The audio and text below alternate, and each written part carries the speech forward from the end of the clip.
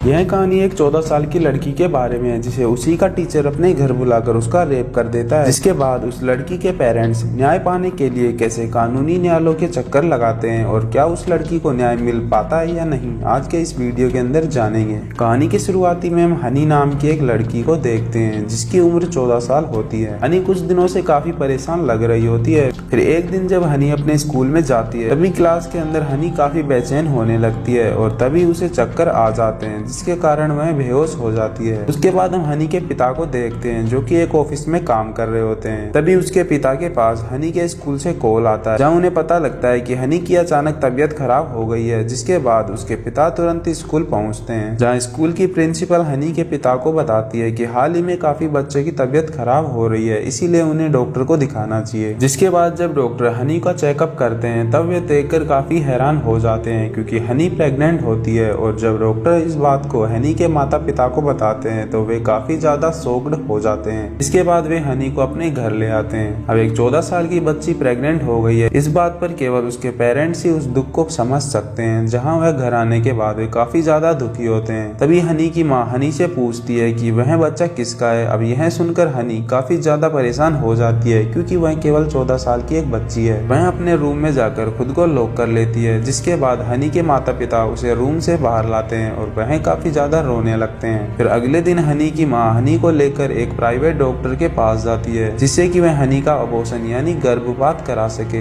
लेकिन यह काम हनी के लिए बिना जांच के काफी खतरनाक हो सकता है और वह डॉक्टर इस काम के लिए काफी ज्यादा पैसे भी मांग रही होती है। जिसके बाद वह हनी को लेकर वापस घर आ जाती है। उधर हनी के पिता हनी को इस प्रॉब्लम से बाहर निकालने के लिए एक डॉक्टर से जाकर मिलते हैं जहाँ वह डॉक्टर हनी के पिता को हनी को न्याय दिलाने के लिए एक वकील के बारे में बताती है जिसका नाम नैना होता है जो कि एक औरत होती है जिसकी मदद से वह हनी को कानूनी तौर पर न्याय दिला सकते हैं। यह बात सुनकर वकील को वे घर बुलाते हैं जिनका नाम नैना होता है। नैना हनी के पिता को बताती है कि उन्हें घबराने की कोई जरूरत नहीं है, वह कोर्ट में केस के जरिए हनी को जरूर न्याय दिलाएगी।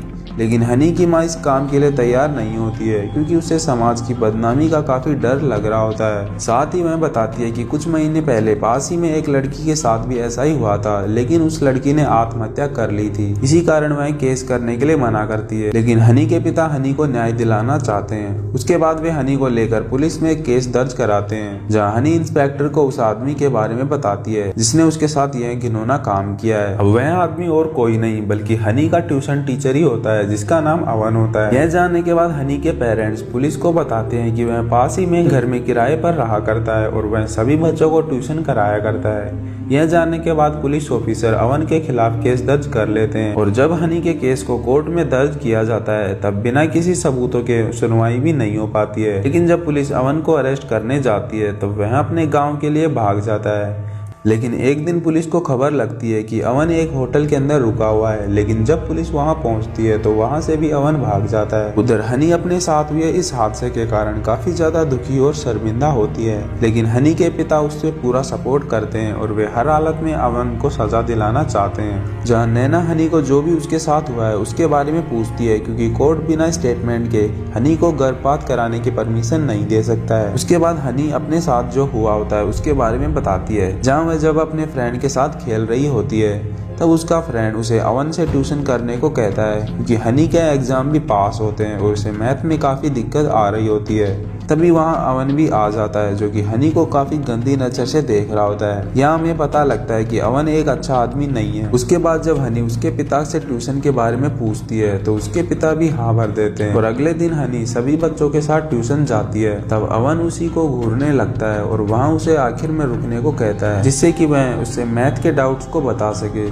लेकिन हनी एक छोटी बच्ची होने के कारण अवन के मकसद को नहीं समझ पाती है और वह सभी बच्चों को जाने के बाद अवन हनी को छूने लगता है। जिसके बाद वह अगले दिन हनी को जल्दी बुलाता है और वह उसे जबरदस्ती पकड़ लेता है और उसके साथ जबरदस्ती करने लगता है और एक रूम में ले जाकर उसका शोषण करता है। अब यह बात जानने के बाद हनी के पिता और नैना काफी ज्यादा दुखी होते हैं। आज के समय में रेप और शोषण के केस ऐसे लोग समाज के अंदर ही रहकर नाबालिग लड़कियों के साथ ऐसा कर रहे होते हैं। अगले दिन कोर्ट में हनी की स्टेटमेंट देने के बावजूद भी केस का फैसला नहीं हो पाता है। अब एक दिन पुलिस को अवन का पता लग जाता है और वे आखिर में अवन को पकड़ लेते हैं। अब कोर्ट में सुनवाई के बाद अवन को 14 दिन की रिमांड पर रखा जाता है, लेकिन हनी को अभी तक अबॉर्शन की परमिशन नहीं मिल पाती है। लेकिन अब नैना हनी को इस हालत में नहीं छोड़ सकती है, इसीलिए वह अब केस को हाई कोर्ट में अपील करने को कहती है। उसके बाद हम अवन के पिता को देखते हैं, जहां अवन के पिता को जैसे ही अवन के बारे में पता लगता है वह शहर के काफी मशहूर वकील वैभवी के पास जाते हैं, जिससे कि वह अपने बेटे को बचा सके। फिर जब इस केस को हाई कोर्ट में ले जाया जाता है तब हनी की जांच के लिए कहा जाता है, जहां उन्हें यह पता लगता है कि हनी के अबॉर्शन के काफी कम चांस होते हैं, क्योंकि हनी को न्याय दिलाने के चक्कर में 5 महीने निकल जाते हैं और हनी के माता पिता अपनी बेटी को इंसाफ नहीं दिला पाए होते हैं। अब हम हनी को देखते हैं, जहाँ एक 14 साल की एक लड़की वह इस प्रॉब्लम से होने के बावजूद हार नहीं मानती है, वह आगे बढ़कर इसका डटकर सामना करती है। उधर नैना बार बार कोर्ट में हनी के अबॉर्शन की याचिका देती है, लेकिन कोर्ट बिना सबूतों के किसी भी फैसले पर नहीं पहुंच पाते हैं। अब अवन के पिता अवन को बचाने के लिए हनी के पेरेंट्स को इस केस के वापस लेने को कहते हैं और उन्हें पैसों का भी लालच देता है, लेकिन वे नहीं मानते हैं और वहां से चले जाते हैं। अब हनी का केस धीरे धीरे पूरे शहर में फैल जाता है, जहाँ सभी हनी को न्याय दिलाना चाहते हैं, जिससे कि एक 14 साल की बच्ची की जिंदगी बर्बाद ना हो पाए।